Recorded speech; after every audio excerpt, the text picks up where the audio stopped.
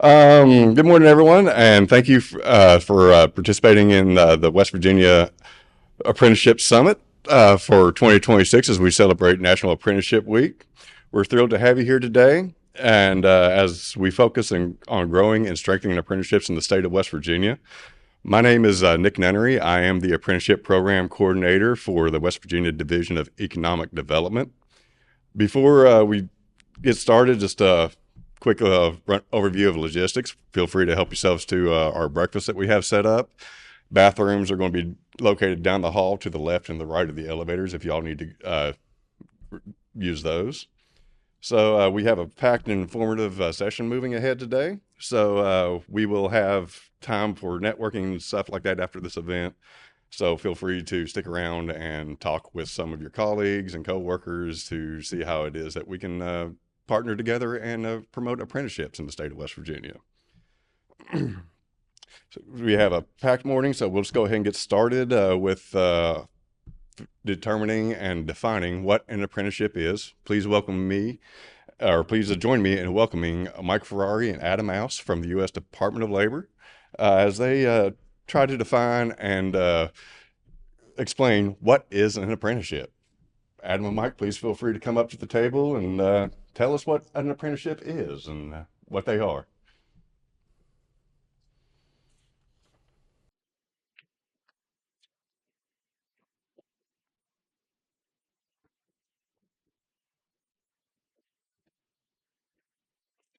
Well, first of all, thanks, Nick. Thanks for inviting us to this National Apprenticeship Week. I'd like to kick this off a little bit. A little bit about National Apprenticeship, the system. The Office of Apprenticeship is a national apprenticeship system, which involves employers, industries, associations, labor, union, intermediaries, state agencies, and workforce development offices. So it's pretty wide open of list that who can be part of the apprenticeship system.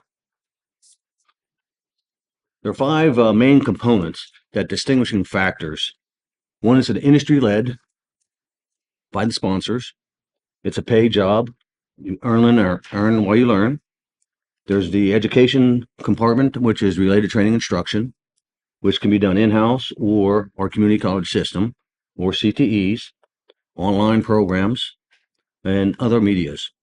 It's a structured on-the-job training program with a mentorship, and it's a nationally recognized credential. Registered Apprenticeship is a proven workforce solution. It's driven by industry-driven, it's high quality, a career pathway where employees can develop and prepare for the workforce. I'd like to talk about some myths. There's plenty of myths about apprenticeship, and it's only run by a union. Well, that's not really the case. Most registered apprenticeship programs are non-union programs. Well, just over 12% of registered programs have a union as a direct employer. So about 40% of the active apprentices are from the unions. But in West Virginia, we have 46% of our registered are union. So that means 54% are not union in the state of West Virginia. In 2025, we had 3,775 registered apprentices. And out of those, 1,871 were union and 1,904 were non-union. And the second myth that's being spread, it's out there always, is apprenticeship are only for construction trades. Once again, not very true. The majority of our registered apprentice programs are non-construction, such as IT, healthcare, advanced manufacturing, energy, and the newest one is artificial intelligence.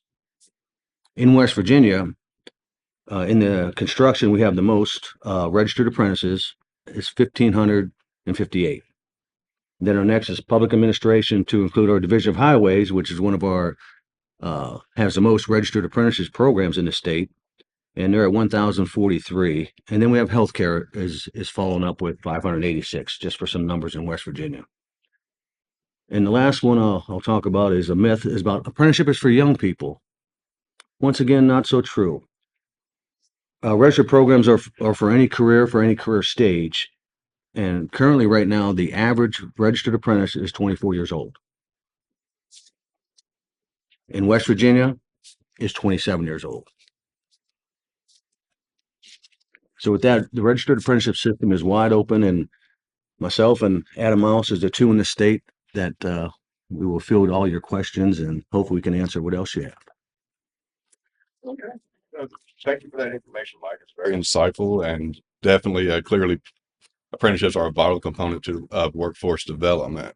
Beyond the formal definition, what are the key differences between a registered apprenticeship program and a non-registered on-the-job training? Or, yeah, what's the difference between the apprenticeship program and traditional on-the-job training program? Gotcha. So my name's Adam Mouse. I work for Mike. I am a field ATR here in West Virginia. I'm going to answer the question, Nick, for you. So you have on-the-job training. Everyone does on-the-job training. It's the same as if you come into a job, you don't have an understanding of what you're doing, so they partner you with someone that does. On-the-job training is done at almost every job. The main difference between a on-the-job training type situation and a registered apprenticeship program with the U.S. Department of Labor is the job component. A lot of other places have individuals vie for one job in a pool, or it could be given a different name, an internship. But the defining factor there is the job. It's a job first. They are hired and then they are put into a training situation that is uniform across the board. Everyone that comes into that program does. And as they learn skill sets, their wages increase as they go through the OJT and the RTI. And then at the end, they get a nationally recognized certificate if it's a registered program. So again, the main component there being the job. I want to highlight those main components again. You have the job, the individual gets hired. Then you have the on-the-job training, which can consist of a couple different approaches. You can have time-based approach, you can have competency-based approach, and you can have a hybrid. A hybrid is just basically a mixture of the first two. And then you have the related training instruction, which we use the acronym RTI. That is the theory-based portion. So this can be delivered through classroom, through correspondence, online. And those three pieces, the job, the OJT, and the RTI, really make up the meat and potatoes of a registered apprenticeship program with the U.S. Department of Labor. And to kind of add on to that, if you wanted to move forward and register your own program, those components, the first one I typically ask from someone that is looking to establish a program is what occupation are you looking at? And we kind of start there and branch out. So, Okay, great. Thank you. Thank you, Adam, for that.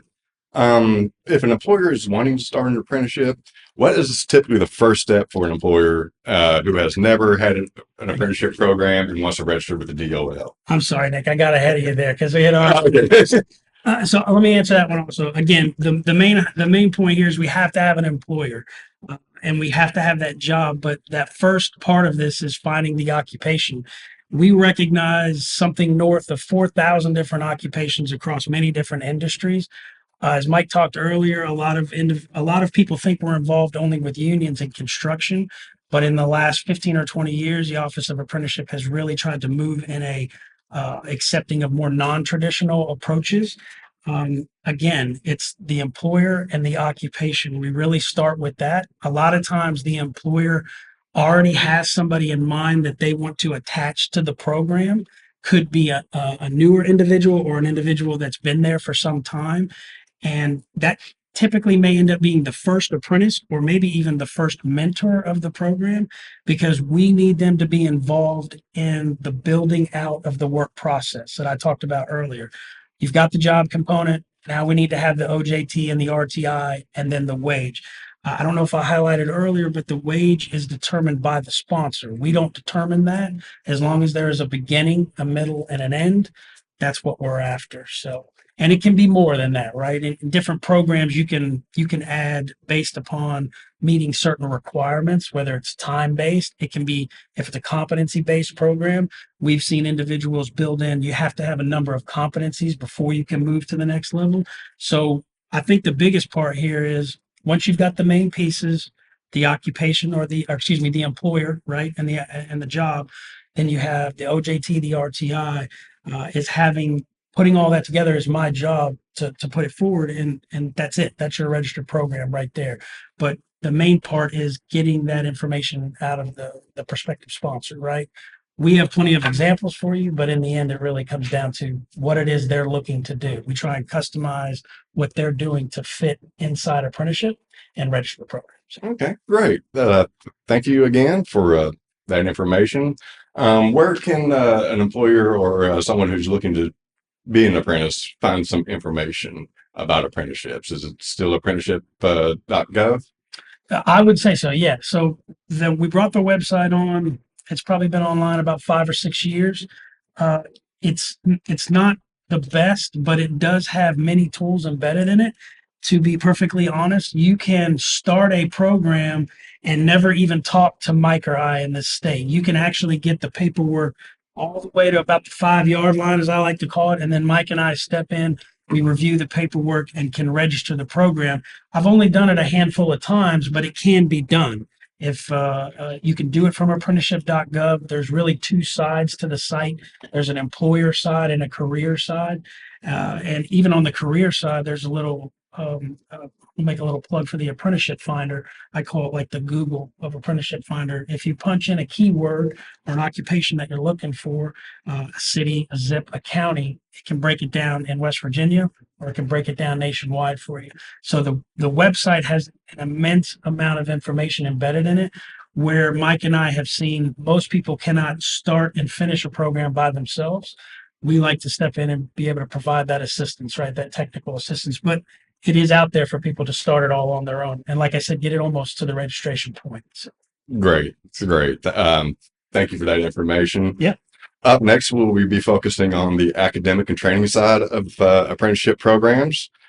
Please welcome Marshall Advanced Manufacturing Center's Miss Heather Cooper. Thank you. Thanks, Nick. Thank you. Appreciate it.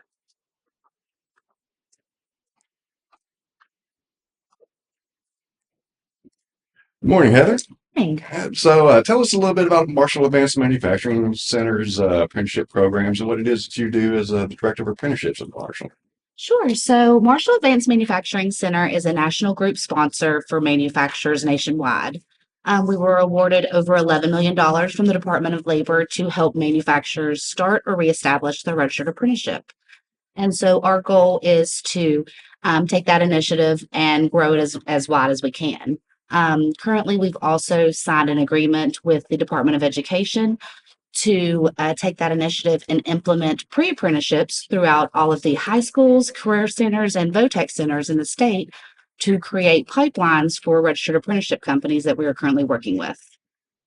Great. Awesome. Nice to hear that you guys are moving the needle when it comes to apprenticeships and helping businesses get that established.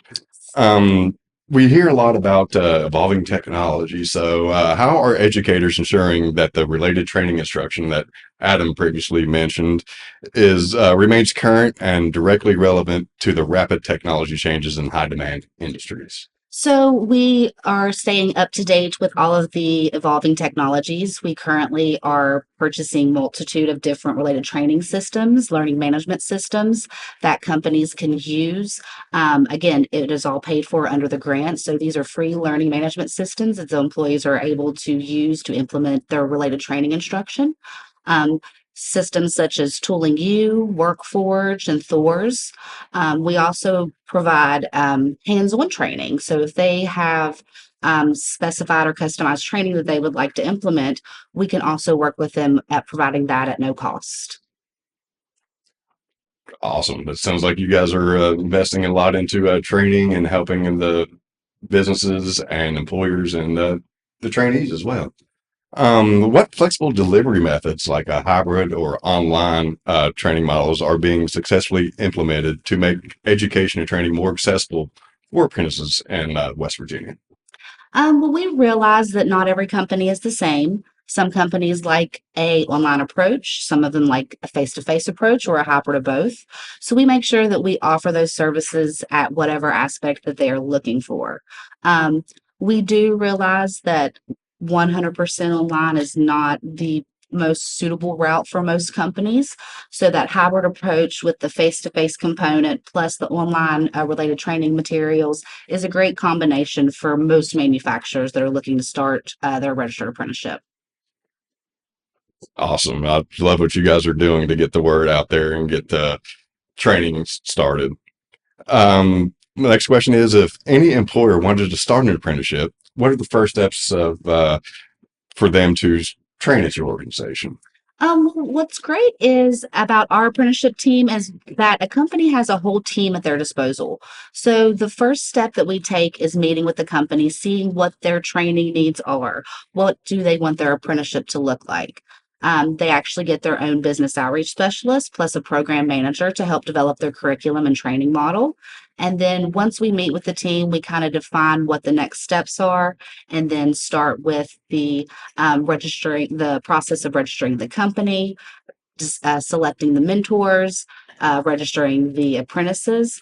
Our favorite motto is we do all the paperwork so the company doesn't have to. We do the occupation submission, the completion. We do everything from start to finish. Great. Thank you, Heather, for highlighting the pathways available for education and training in the state of West Virginia and for apprenticeships. What you guys are doing and helping employers get those much needed related training instructions is invaluable when it comes to apprenticeship. So thank you for that. Thank you for having us. Oh, thank you for coming. Thank you. Okay, so we've established what an apprenticeship is, where you can find some training and some of the training components on it.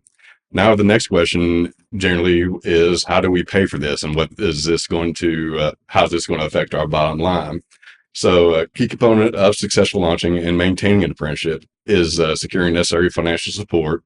So for our next session, I'd like to welcome Jonathan Compton from Workforce West Virginia and Miss Ashley Puffenbarger from SNAP Education and Training Programs. And I'll be also joining in the conversation when it comes to Governor's Guaranteed Workforce Program.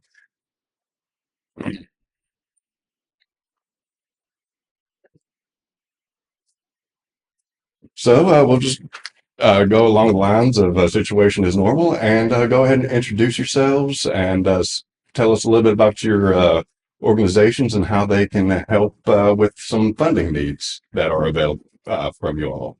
Jonathan, go ahead and start and we'll just work our way to the right. Great.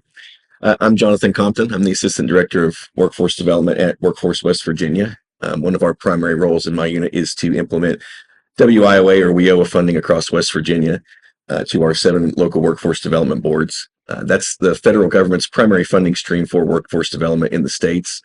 It helps people overcome employment barriers, getting back into the workforce after some life events got them out, whether it be justice involvement in recovery, English as a second language, lack of a work history, really any number of things, as well as our National Dislocated Worker Grants, the Work Opportunity Tax Credit, and other federally funded workforce development initiatives. Ashley, go ahead. Good morning. I am Ashley Puffenbarger. I work for the West Virginia Department of Human Services for the Bureau for Family Assistance, and I'm the Senior Program Manager for the SNAP. SNAP is the largest feeding program in the United States, and part of that comes an employment and training component that is required of all state agencies. I also am the Program Manager over the SNAP Employment and Training, and that's kind of how I'm here for this conversation today. So SNAP Employment and Training is available to any SNAP participant in the state of West Virginia who wants to either get trained, get upskilled, get a job, get an apprenticeship. The program focuses on in-demand training in the state and what I call, trying to be uniquely Appalachian. We are focused on finding employer partners and training providers who can help low-income people not only get a job, but get more than a job and thrive. And so that's why I'm here today. I'm excited to be with you and to talk about this program and how it can benefit apprenticeships. Okay, and as we previously mentioned, my name is Nick Nunnery. I'm the Apprenticeship Program Coordinator for Division of Economic Development, and I'm on the Workforce Innovation Training team at the Economic Development. And I work with Jeff Huffman and Dave Rogers closely with the Governor's Guaranteed Workforce Program.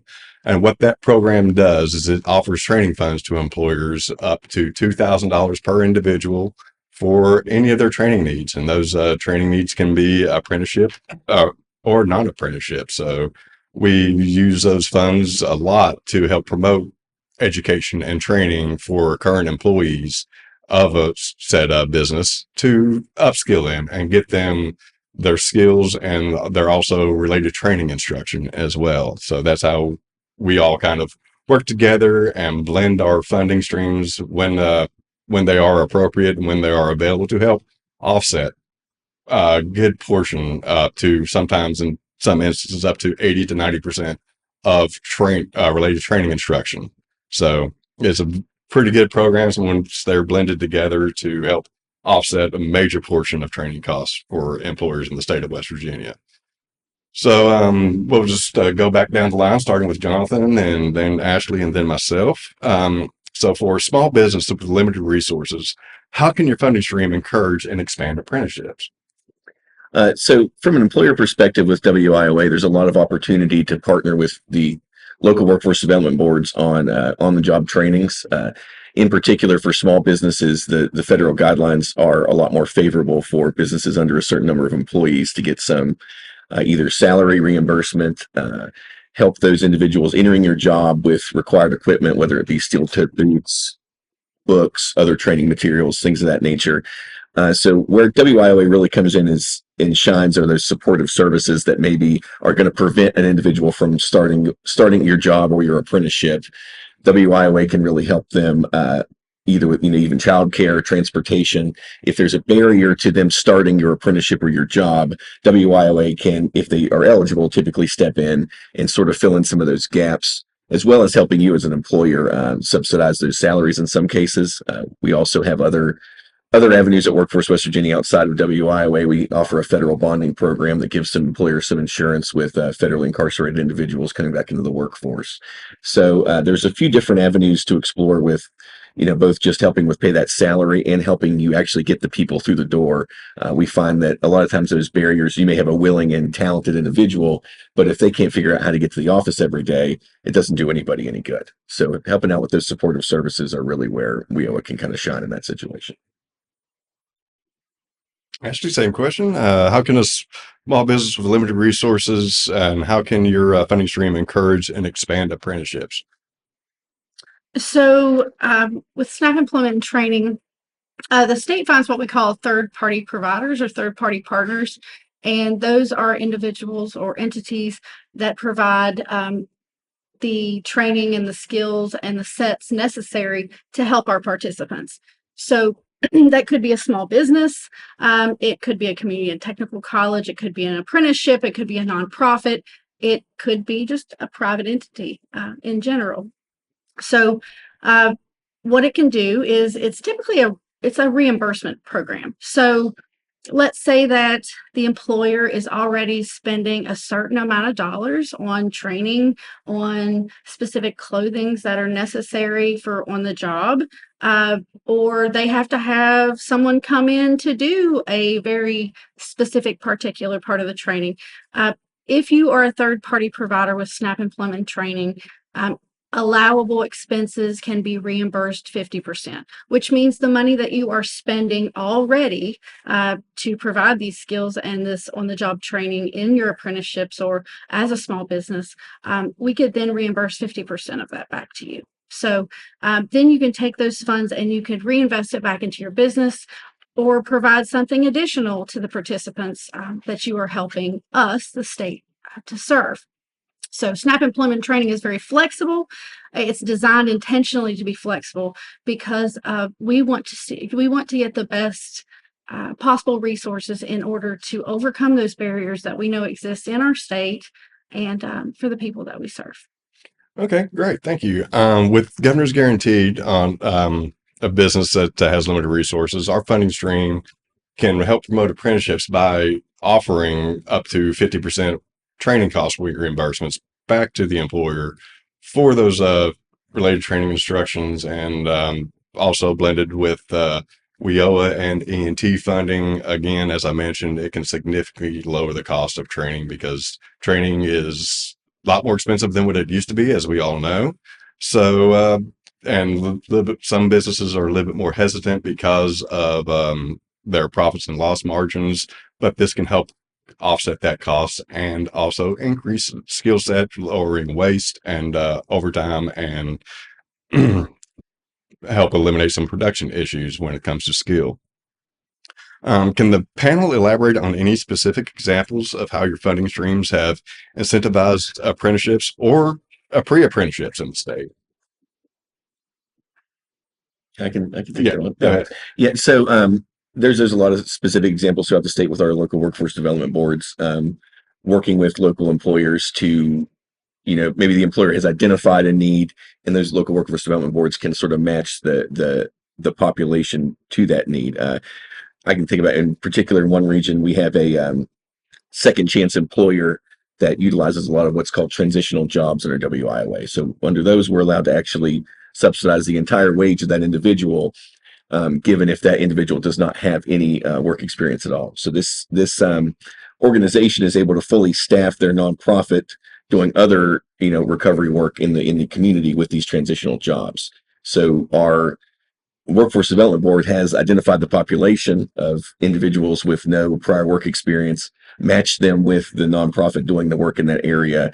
We're able to help that nonprofit continue doing their work at no cost to them and get these individuals some work experience. As as employers, it's really difficult to look at a person who has literally no work experience or no work experience in the last 10 to 15 years and feel good about hiring that person. If we can at least put them to work for a certain amount of time, 6, 7, 8 months, and show that they're willing to show up, put in the work, put in the hard work, it really can help propel them on into a more robust on-the-job training or a full-time career. Ashley, same question. Can you elaborate on how the funding streams have incentivized either apprenticeships or pre-apprenticeships? Sure. So in our state, SNAP employment training dollars have been used and reimbursed by employers and apprenticeships to buy specific equipment. So let's say that there is an expensive piece of equipment and the employer wants to purchase it, but it doesn't necessarily meet their budget. Well, if it's in the approved budget for us, but as a third-party provider, and it's allowable by USDA, we can reimburse it 50%. So it helps the employer be able to provide that necessary training with that piece of equipment. Or let's talk on the participant side or on the employee side. We also do a reimbursement plan back to the employee or the participant with SNAP E&T. Not only can we reimburse the employer, but if the person has to spend out of their own pocket for something like work boots, specific clothing for on the job, maybe they have to pay for a certification fee, maybe they have to pay for a testing fee to be accepted into an apprenticeship or into a specific training, we can reimburse that back to the participant as well. So again, flexibility is key here. And I think that, again, that is how this program can be utilized more. Okay, great. With Gunner's Guarantee, how we help with our funding stream and how we help incentivize apprenticeships is just utilizing the program itself. We look at how our funding can promote apprenticeships and what the type of apprenticeships will be best to promote with that, which is pretty much all apprenticeships are good with our Governor's Guaranteed program. But one thing that we also do is we help by collaborating with our state partners and employers to help them find pre-apprentices who are looking for work and looking for an apprenticeship to go into for employment. So we collaborate with the business and our partners to connect the dots more or less with that. Now, my next question is, are these programs strictly for apprenticeships, or could any employer use these funds to train their staff without having to do an apprenticeship? No, yeah, with WIOA, most of our programs, they are open to any employer in the state that meets certain eligibility criteria, and certainly not, just tied into pre-apprenticeships or apprenticeships. They do fit really well, particularly with pre-apprenticeships in a lot of ways, for a lot of the reasons I've covered with those supportive services and other things like that. But they are open to any employer in the state. Same here. In terms of how we select third-party providers with SNAP ENT, we are looking if they are providing a service, a skill, or a job that's considered in demand for West Virginia, as well as we're going to look to see, the wraparound services that are often needed for individuals who are low income or who are coming through barrier situations, right? Not only are you employing them, but we also want to see, like, how are you assisting them to get to a stabilized place, not to a place to work. Not only do they take a job, but they retain that job over time. That's what's really important to us. I think that's it. Okay. Well, with Governor's Guaranteed, an apprenticeship does not need to be in place in order to receive training funds. That can be for non-apprenticeship training as well. And again, the same stipulations up to $2,000 per individual for training can take place on that. So it doesn't have to be an apprenticeship, although they are encouraged, but not necessary. My last question is, where can people go to find out information about your services and get in touch with some of your local workers to get enrolled in your WIOA programs and ENT programs? We've got 18 offices across the state that are Workforce West Virginia state agencies. There is also the 7 workforce development regions with multiple offices in each of their region as well. All of that is located on our website as well. Pretty easy to follow directory there with a map if you're curious about where you need to be looking. workforcewestvirginia.org. We have a directory there for all 7 local workforce development boards with links to their individual websites and their contact information. So the best step really is to make that connection with your local workforce development board. But anywhere, you can engage with Workforce West Virginia, we can certainly get you to the right place and get you the help you need. If you contact any Department of Human Services office and tell them you're interested in becoming a SNAP employment and training ENT provider through the state, they will route you to my staff. If you are interested in that, we will meet with you. We'll talk about the services that you're interested in providing. We will try to understand, what that looks like for the participant. Also, how the partnership between the state and the employer might work. We'll ask you to give us a little high-level proposal and a little draft budget, and we'll take a look at it and determine if it's a good fit for the program. And if it is, we will welcome you and be thankful for your service to our people. Okay. That's all the questions that I have. Do you guys want to enlighten us on anything else or add anything to it? Or I think we pretty much covered it. Yeah. Okay, good. Thank you all for participating in this event and joining us and letting us know what type of funding is available for employers and the people of West Virginia. Thank you again. Appreciate it. All right. So we've covered a lot of information. Let's say we take about a 10-15 minute break to use the restrooms and network a little bit, and we'll be back in 10 minutes. Thank you.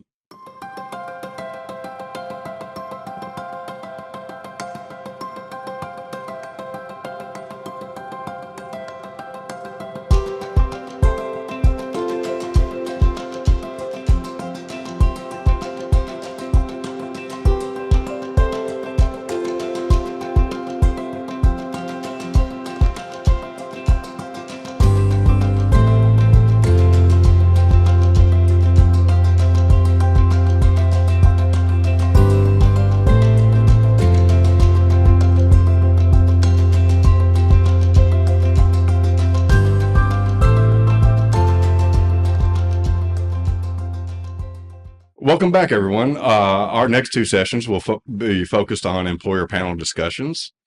First up, we have a panel focused on how the energy sector is encouraging apprenticeships in West Virginia. Please join me in welcoming Mr. Claiborne Stevens with the Office of Energy.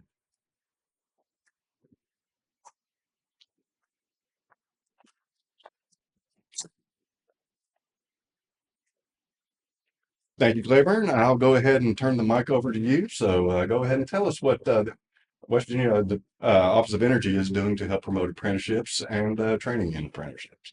Well, sure. First of all, thank you, Nick, and your team. You folks have been instrumental in the work that we're doing at the Office of Energy. So we certainly appreciate your expertise, your guidance, and for you folks always being available to help us. But you often hear that West Virginia is the energy powerhouse of the nation, right? But the data backs that up. We rank fifth in the US for registered apprenticeships per capita, but we're also facing a retirement cliff. An estimated 650 workers in West Virginia's traditional energy industries, they voluntarily retire every single year. And this isn't just a labor loss, it's a loss of institutional knowledge. And the skills gap, this isn't a future threat, folks, a future threat. It's actually here right now. But however, where there is gap, there is also an opening, right? So in 2023, the energy sector employed over 86,000 West Virginians. And our challenge today is ensuring that the next generation is ready to step into these boots. So let's ask ourselves, why apprenticeships? Well, essentially because they solve two of the most perhaps fundamental issues or hurdles that West Virginians face, and that is cost and relevance. First, you see an immediate return on investment.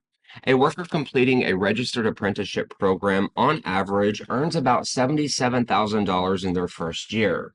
Compare that to the $52,000 average that a college graduate in their 20s earn.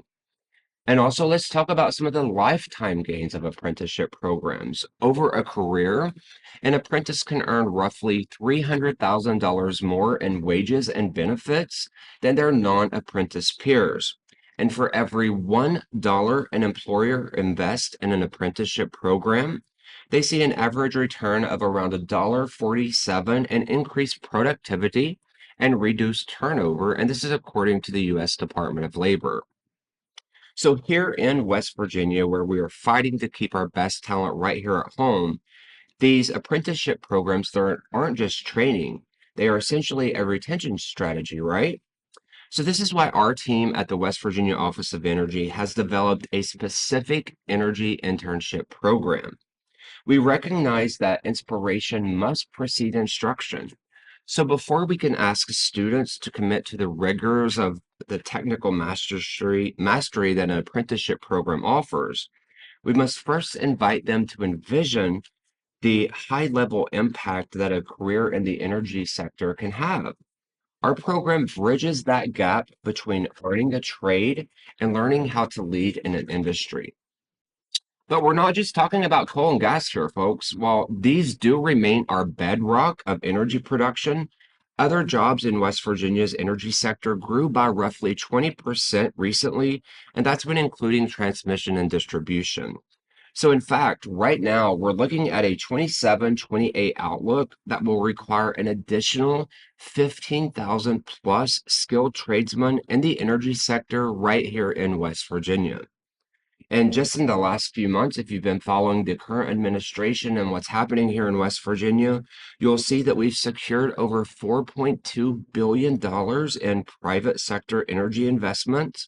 And this alone is set to fuel more than 4,200 new jobs right here in West Virginia.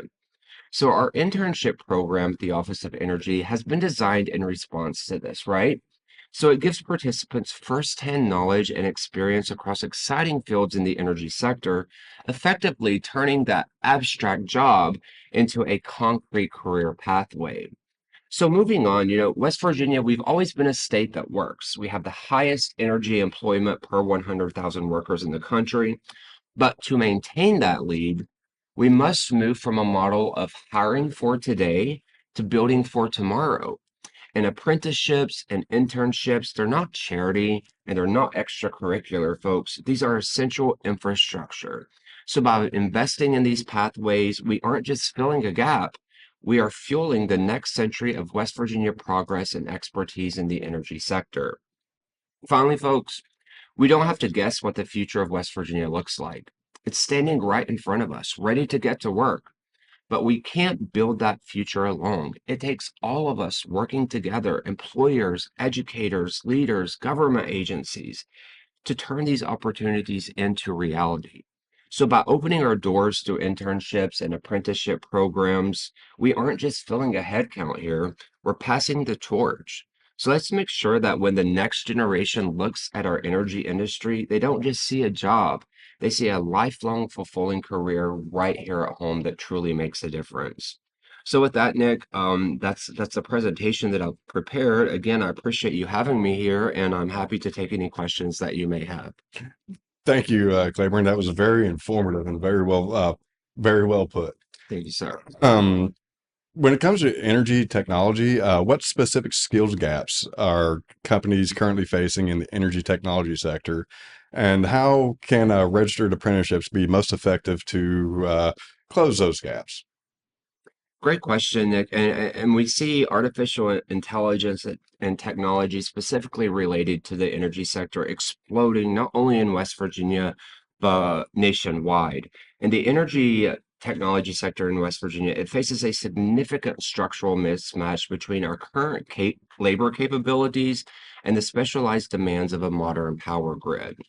Companies are currently grappling with critical gaps in technical areas such as advanced energy system design, battery storage technology, energy efficient infrastructure, power generation, and high-tech industries like data centers and advanced manufacturing. But beyond these physical trades, Nick, there is a mounting need for advanced digital literacy, specifically in AI deployment, cybersecurity, and data analytics to manage increasingly automated energy systems. So, to answer your question more specifically, registered apprenticeships have emerged as a highly effective solution because they allow employers to move away from kind of searching for that perfect preformed candidate, and instead they're able to mold their talent to fit their exact operational needs.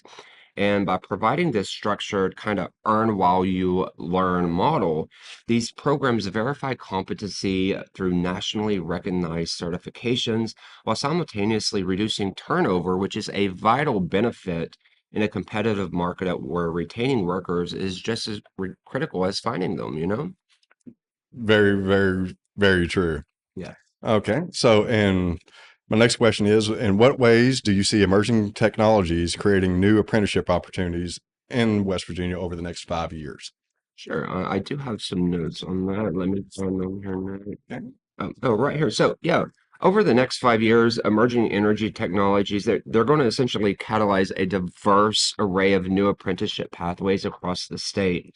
As West Virginia diversifies to a multifaceted energy economy, initiatives like Clearway's wind technician training and Solar Hauler's Pioneer Career Launch, they're already repurposing the skills sets of former extraction workers for wind and solar roles.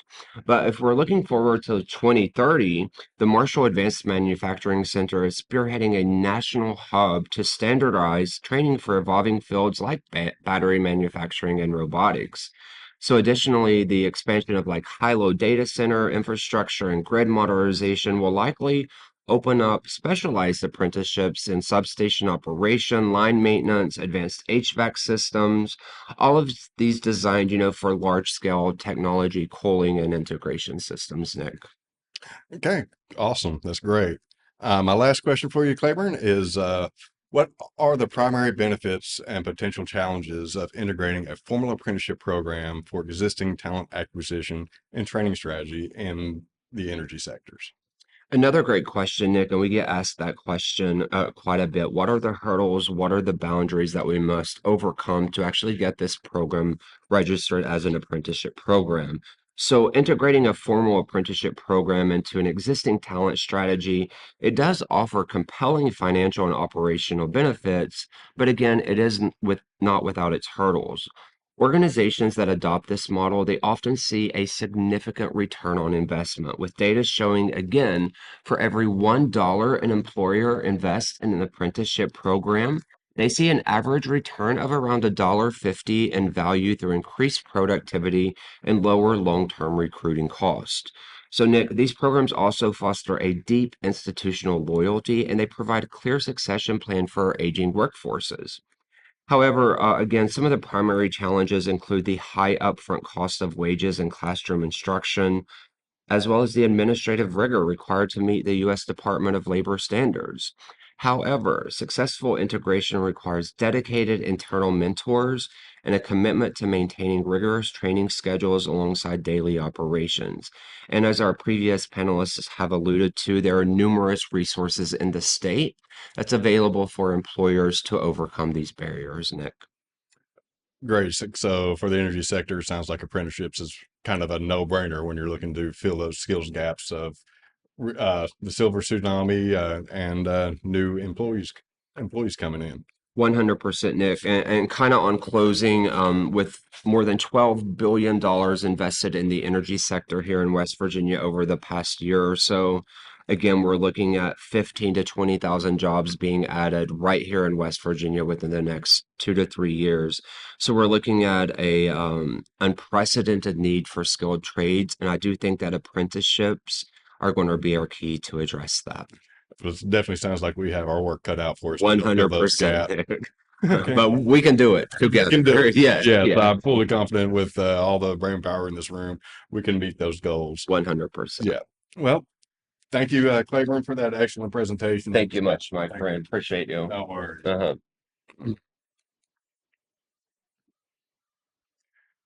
Moving on to our next panel of non-traditional apprenticeships, or as I like to call it, there's an app for that. I would like to introduce from Blinko Glass, the Vice President of Manufacturing, Mr. David Wirtz, and also one of their homegrown apprentices, Mr. Jim Atkins. You're welcome. Thank you.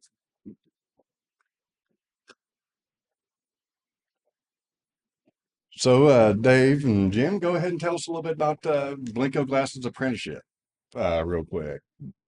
Sure. Where to even begin? So Blinko is a 133-year-old startup. We are reinventing ourselves every single day. We have a lot of work yet still to do at Blinko. We've been busy over the last 8 years since I started. When we got to Blinko, the previous state, we were just talking about walking in here, and you've heard the story 100 times, right? Different factories, everything else. The senior guy had the job. He hired his son. You know, that compression and the lack of movement in Blinko's hot shop led to stagnation of skills, led to, honestly, cultural issues. It was not a place where a hungry young person could thrive. Now, you could start there, sure, but you would see people glance off. It just literally like a negative, positive, either ends. It just would bounce right off. They couldn't stick. They couldn't stay. There was zero opportunity. No matter how good you were or how hungry you were, there was no mechanism to allow that person to thrive. And so the absence of it was ultimately one of the things that choked Blinko out. So if you heard anything about Blinko for the last 20, 30 years, are we open, are we closed, bankruptcy, name a thing.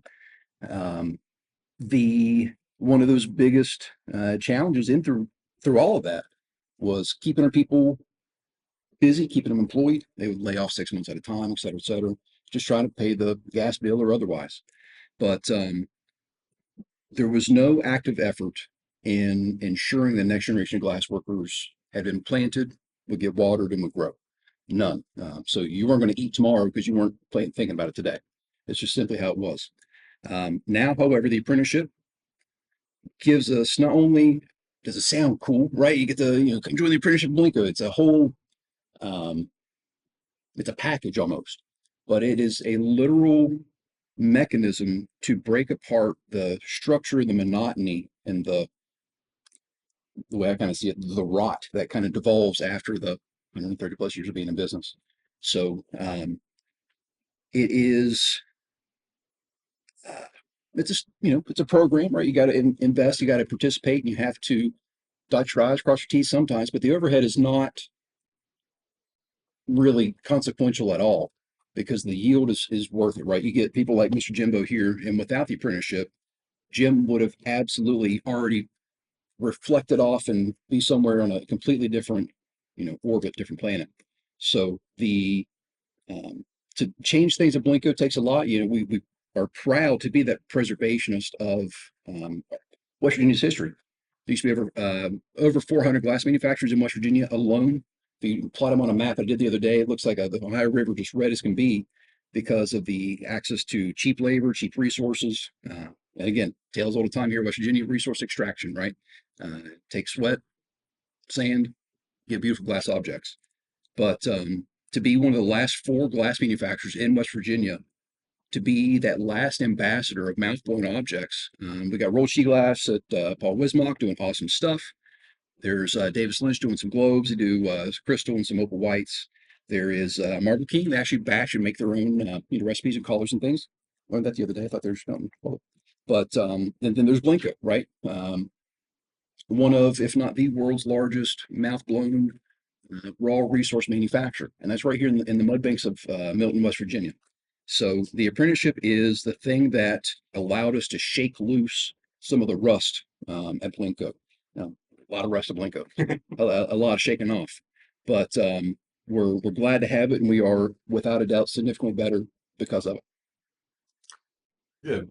James, why don't you go ahead and tell us what it means, what your experience of being an apprentice at Blinko is, and did you think that this was something that you fall into? It's something that I've always wanted to do, but never really thought I would have the opportunity to. As Dave said, West Virginia at one time had over 400 glass factories. So if you go through there, talk to the young people or the old people, someone's mother, brother, grandfather, uncle, cousin worked in glass before.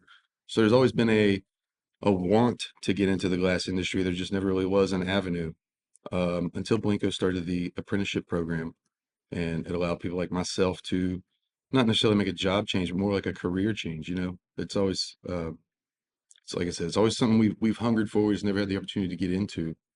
And it's been life-changing for me, honestly. I came from the restaurant industry into glass. So there's a lot of parallels between the two. It's sharp, it's hot, it's long hours, it's rough work. But it is the most rewarding thing I think I've ever been a part of in my entire life. We stand on the shoulders of giants. That place was built on Mr. Blinko and famous designers, Wayne Houston, Joel Myers. We get to walk through the same doors as those guys every day. It's not lost on any of us, honestly. So apprenticeships, evolving business and changing lives, it sounds like. This is what your story is. Okay, so thank you for that. Just have a few questions. Dave, what was the key motivation for your business to adopt the apprenticeship model, and how has this approach benefited your specific craft and unique industry? Sure. I'd tell you, motivation behind it, survival. Literally, we had to do something. We could not. You can't think about tomorrow unless you take care of this stuff, right? So again, the garden metaphor.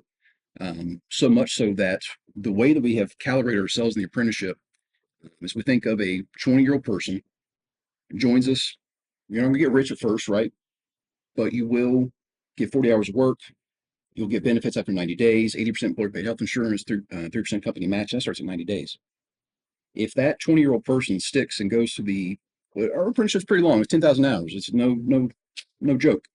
But it has to be, right? It's that tactical exchange of skills. So you can read glass wind books all you want to until you sweat it out for years. You're not going to be you can get something on a pipe, but you're not going to be a Jimbo. That same 20-year-old person, if they participate in the 3% company match with their health insurance, and I think we even plotted out, 2 kids, average house, average income for West Virginia. In 5 years, you'll be making above 50% income for West Virginia. If that same 3% company match and that person retires at 64, when they turn 65, and the standard market returns, there'll be $1 million in their retirement account. So we've plotted it out and have worked backwards from that. Of course, we can't say, yeah, you're going to make $1 million when you start working. That's not the thing. But that mindset was not there at Blinko. In fact, talking about some of after 133 years, Jim said this, quoting you a couple times here, Jim, on the way down here, after 133 years, you're going to have some dark spots in your history, some things you're not really proud of. One of those things was a complete and total lack of benefits. Health insurance is a tricky thing in America. certainly for a small business, and we are a small business. We started with 28 people. We're around 65 people, which is great. But it's expensive to do that. In fact, our health insurance every month is about 1 week of payroll for us in terms of cost. It's expensive. Could we be more profitable without it? Yeah, we sure could. But that's a shrink mindset, right? You have to grow. You can't take care of yourself if you're not going to the doctor. You know, how can you make glass if you don't like literally have a care provider? You're not taking care of yourself. So to do that, to do the match, to do all that, is to ensure that we can attract the best people that we can, because you don't want to be the absolute bottom of the barrel hiring in West Virginia. That's not a good place to be. So you have to push up and expect the best out of who you hire, and that just starts out of the gate. So there was a complete and total absence of that, so much so that when I got there, our 40-plus-year veteran glass worker, one of them anyways, our finisher, actually ran the shop floor at one point in time. When I walked in the door, he made $17 per hour, 1 week vacation, period. No benefits, no anything other than grit, determination, and a backbone the size of a T-Rex, right? It takes a certain type of person to do that and to weather that. I think, as Appalachians, we've all met that person, right? We all hopefully have a little bit of him in us, but that's not good. That's not fair, right? That's not the good side of capitalism. That's not good stewardship towards your people, towards your brand, towards your company. So, how can you look somebody in the eye, shake them, yep, welcome aboard, and just have no transition, have no growth, have no development in that person at all? Is a disservice to them, to their efforts, to the amount of sweat that goes into glass making.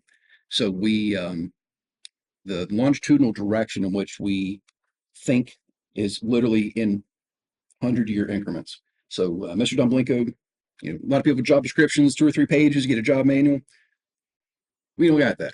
What we do have are 3 bullet points on mine and my co-part Bryson's job description. Number 1, make sure Blinko lasts another 100 years. That's a big bullet point, but it is. Number 2, take as good care of your people as you can. And number 3, profit is necessary. And so that last one is really the kind of linchpin to everything else, right? If you're not making a profit, I don't care what you're doing. If you're breaking even, you're losing money, right? To even think about it, you've already lost. So you have to plan for profit. You have to build that in. And so basically what that really means is we're no longer supported by the Blinko family, who is insanely generous, has got us out of bankruptcies and everything else. They have been instrumental in ensuring that we can survive.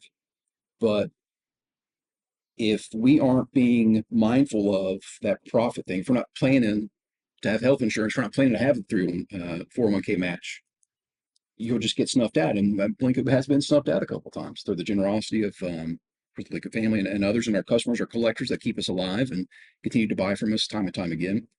We would have not been able to even think about benefits or anything else, right? So we have to be profit-minded. We have to take care of our people. We have to have a outlook at 100 years. And so that starts on day 1. That starts with the day you walk into the floor. We have already thought there is a mindful, active effort towards that person in their 5 years graduating the apprenticeship program, and then when they retire. Like how many biscuits it takes to make all that. I mean, that's a lot, right? That's a lot of Tudor's biscuits in the morning. But we have to think in those terms in order to survive. And that even starts, and this sounds silly, but I do love the story. I put my head on my pillow every single night, and I'm so thankful that we were able to build a bathroom. Literally, when I got there, 2 holes in the floor and a shower curtain. Great. Welcome aboard. Here's your shower. Come on. That means that, like, literally, so everybody been to Blinko, saw the bathhouse in the back, right? Literal men's across the back. There was no women's to paint. I don't know why you had to say it was 2 holes in the floor, a sink to wash your blowpipes off in. It was a rotten place. If you've been in any manufacturing facility in West Virginia, they don't have good bathrooms, right? It's just standard part of the course. But now we have a men and women's restroom, nice, neat, clean, industrial. It's heated in the wintertime, cooled in the summertime. Actually, one of the cooler places on Blinko, depending on the day. But what that means is that unlocks a lot. Not only can we hire women on the hot shop now for the first time because they can use the daggone bathroom, we can invite our guests into the hot shop floor with us. Previously, you couldn't even. So if you were to visit Blinko, there's 2 restrooms in the museum. So we would have 100 plus people for a festival. We got 2 bathrooms to use. What a rotten experience in a lot of ways. Again, that bathroom, we get a lot of ribbon for it, but it literally starts at the ground level. So Jim will testify to Blinko is nothing but caloric expenditure, right? They're not sitting around and talking color theory. They are producing, they are sweating. They take that tutor's biscuit, they get at 5 a.m., they start at 6 a.m., they work until 2:30. No matter if it's 0 degrees outside, no matter if it's 120 degrees, whatever it is outside, times it, sure, it feels by times 10 inside, depending on the day. But if it's cold, your buckets freeze. If it's hot, you're sweating before production even starts. So they're already going through a lot to even, on a good day, it's hard to work at Blinko. And it's not just the job, right? The floor was busted. The 100-year-old factory built 1921. Blinko, sort of Kokomo, Indiana, failed 3 times before it even got to West Virginia. Built the plant in 1921, as we know it today. If not the original concrete, it was poured in 1922, right? Like right after it. It was busted. It was rotten. So you're on your feet all day, 8 hours a day. Your knees hurt. Your back hurts. Even on like the most supreme running track over here, Lately Field, right? You're going to be hurt. So imagine doing that plus carrying on a blowpipe. It's a couple pounds. You put, depending on the vessel that you're making, 3 plus 5, maybe up to 10 pounds sometimes on a gather. On an articulated pipe, you're causing a lever, so you're actually expending a lot more energy on that. That is a hard job, no matter how you cut it. So we have not only a new restroom, right? So you can go over, do what you got to do, and something resembling comfort, to entirely new poured factory floor, brand new concrete across the board, smooth as a baby's butt. It's not the Ritz Butter water bottle mold that we have made here in West Virginia Island molds up in Wheeling. You couldn't even drag the daggone thing across to your workstation because the concrete had such pits and divots in it that you had to literally drag this thing across. What are we doing here, people? We are not taking care of our molds, or certainly not taking care of our people. Something has to change. And so the mindfulness that the apprenticeship gives us, and that defined structure, and of course all the people helping us do that. I see a couple people over here who helped us get our apprenticeship going. There are stadiums full of people who have helped and contributed us to get to where we are today, and I'm thankful for every single one of them. But to have the active effort documented, align the entire organization, align the state and our interest, builds momentum. And that momentum we get to turn into benefits for our employees, and that turns into employees that stick around, and turns into better skills, turns into better glass, turns into better profits, and it's all connected. So it sounds like investing into your apprentices has led to your apprentices investing into Blinko. I would think so. Yes, sir. Yes, that's great. Another question is, what are some of the biggest misconceptions or barriers you have encountered when recruiting or establishing apprenticeships in your sector that has historically relied on informal training or on-the-job experience? Sure. And what did you think when you applied to Blinko? What were you thinking, besides being crazy? Honestly, like I said earlier, you go through the factory, you talk to anybody. Someone's family members worked in glass before. My grandfather worked glass from the time he came home from World War II until he retired in the 1990s. So it is always something I wanted to do. He told many stories about the days in front of the furnaces, which are roughly 2,000 degrees. I mean, it's a quarter temperature of the surface of the sun. The blowpipes that I use, a little bit over 4 feet. You got to stick a foot into the furnace. So I am 3 feet from the surface of the sun, it feels like at times. There's just sensory overload. It's so overwhelming when you first get in there. And you see these guys, one of the guys I work with, Ray Adkins, has been there since 1981. And he makes everything look so easy. And I thought to myself, like, oh, if he can do this, I can do this in no time. The skill gap. I mean, just being able to stick a pipe in the furnace and get glass out and make it look decent before you take it somewhere is a skill that took probably over a year, honestly. And that's not to say I didn't have great teachers. It is just the skill gap is so large. Something I never thought that would be a thing. But always, up for the challenge. I was really excited to try to figure this out because it took some of those guys their entire lives just to, well, again, talk about Ray. He was there for 7 years before he was allowed to even touch a blowpipe. Some of that's culture. Some of that is because Blinko didn't really have the ability to teach people at the time. The only time you would advance is when the guy above you would pass away. And it's not lost on us either. Every single day we go in there and learn something new from those guys. They are a wealth of knowledge. But just to answer your question, just the skill gap and the barrier of entry. You know what I mean? I thought it was going to be so much easier than it is, and I've been there 3 years, coming up on 4, and I'm kind of in a mixed emotions about it. Like I know I've got so much more to go, but I do feel accomplished for being able to do what I can do right now. Sorry, Nick, to echo Jim's point, you see Ray, he glides, right? He absolutely makes it look effortless. So he asks the glass to become a vessel, and it just does. It's wild to see. Of course, Jim's been there 4 years with the blowpipe in his hand. I've been there 8 years not with a blowpipe in my hand. So I go down there, look, I'm fighting this thing and beating it around, look like a not somebody who knows what they're doing, right? But just the effort with which those senior glass workers can make this stuff, because he's letting the glass do it, right? Using gravity and using it's directly analogous, I think, to like martial arts in a lot of ways, right? The use the enemy's energy against you type of a thing. And so that's not that you're fighting glass necessarily. Sometimes you maybe are, but that's the message, right? Don't fight it, let it happen. And that's you can see it. Walk in on the observation, just wow, and then you're start work. Oh yeah, I can. It ain't that. And so It's not. it's the misconception between studio and production, right? So let's say Blown Away and some of the other glass shows on TV. Maybe you've been, at a shop somewhere, you've seen a studio, and that's somebody melting somebody else's crystal glass, adding somebody else's color to it to, produce exquisite vessels. And that's fine and dandy, and support them, glad they do. But Blinko was production, right? We were pieces per hour, not hour per pieces. The big thing about Blinko too, just Blinko misconception, people walk in the door. We are the Bob Ross of hot glass. So Bob, he's got his palette, right? Midnight Black, titanium white, all the way across. He's got his palette. We have a palette of hot glass. We have over 9 different furnaces of molten glass, all 2100 degrees or above, all different colors. And that's what makes Blinko the most colorful in the glass, is because we melt simultaneously different colors of glass at different volumes. So that allows us to do things like ice blue, turquoise covered in crystal, or ruby, all these different things by combining these colors. And that's what makes us truly different.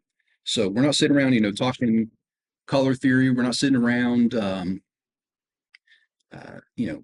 Doodling sketches. Yeah. We're pounding glass, man. We've got quotas to hit.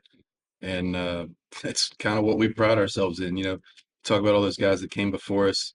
They were just machines, and you hear like the amount of pieces that those guys can make an hour. Like myself, I can make 10 cups in an hour. That's amazing. But Shorty Finley made 45 or 50 an hour. There's levels to this thing, and we aspire to get to that level, but it takes one day at a time. It's like Dave and Mr. Blinko say, 100 more years, and that starts every single day we show up to the factory. That's awesome. It sounds like you guys adopting the apprenticeship model is keeping West Virginia traditions alive and West Virginia artisans alive. So that's a wonderful, wonderful story.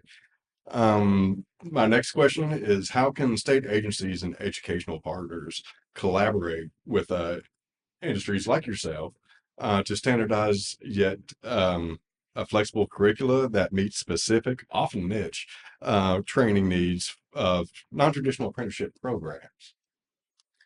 Great question. We partner with a lot of departments. One of them, not related to glass or anything else, is SNAP. SNAP will recommend people to us. if we hire somebody that is eligible for SNAP, we can kind of inverse enroll them. And that allows us to offset some costs. That allows us to track and literally pull people out of poverty at the state track level. So how cool is that to be able to provide an opportunity for somebody? And that's, we can shake your hand and welcome aboard, but unless you show up every single day, it doesn't mean anything. So that's a really cool state partnership, is to be able to, we want to pay different wages. There is a skill lattice, and that's all great. But the who's tracking it, right? Who's tooting the horn about that? Well, that's what the SNAP program does. That's really great, really awesome. We work with the universities. We've worked with local schools. They're one of the cooler things that we do, most fun things I think every year, is the West Virginia University Industrial Extensions Design Competition. And so K through 12 grades through the entire state get to submit a design, and we'll take that design and turn it into a little sun catcher. We'll stamp it, do the whole thing. We'll invite them to the shop, and they'll actually get to make some pieces, which is fun. And then we'll sell it across the state. And so when we sell stuff, one of these days we want to quantify and have to work with maybe David Rogers, somebody here to really put a label on this. But I think Blinko is, for a fact, one of the, if not the largest, exporter of culture and history in West Virginia.